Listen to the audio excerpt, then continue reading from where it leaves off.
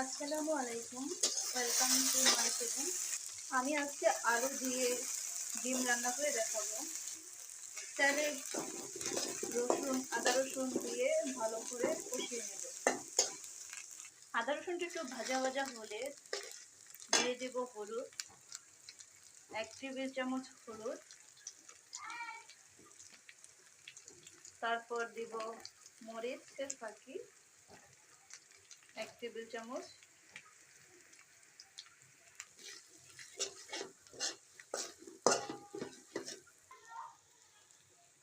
ধনিয়ার ফাঁকি দিয়ে দিলাম।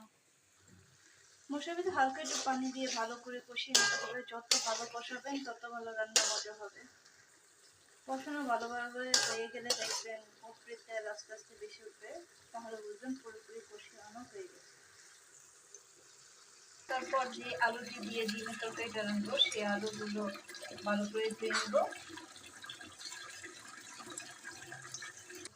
আলুগুলো ধোয়ার সময় আমি ডিমগুলো সিদ্ধ করে ছিলে 2 টুকরো করে কেটে নিয়েছি। আমার কষানোটা হয়ে গেছে, এখন আলুগুলো দিয়ে দেব। আলুগুলো দিয়ে ভালোভাবে কষিয়ে নেব।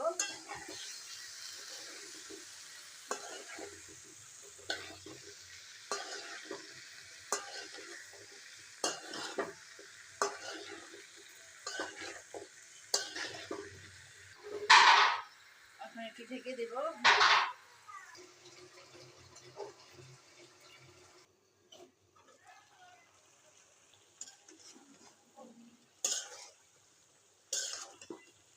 দেখছেন আপনি আপনি পানি উঠেছে, সেই পানি দিয়ে এটা সিদ্ধ করে নেব। আলুগুলো সব গলে গেছে, এখন পানি দিয়ে দেব। এইটাই আলুগুলো এখানে বলক আসা শুরু করুক। এই ফাঁকে আমি ডিমগুলো ভেজে নেব। একটা কড়াইতে তেল দিয়ে তারপর ডিমগুলো আস্তে করে ছেড়ে দেব।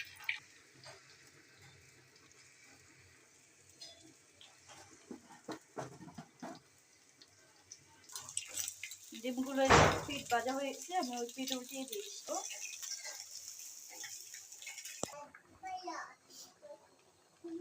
এখন আস্তে আস্তে ঝোলগুলো একটু শুকিয়ে দিব, তাহলে আমাদের ডিমের আলু দিয়ে তরকারি রান্নাটা হয়ে গেছে।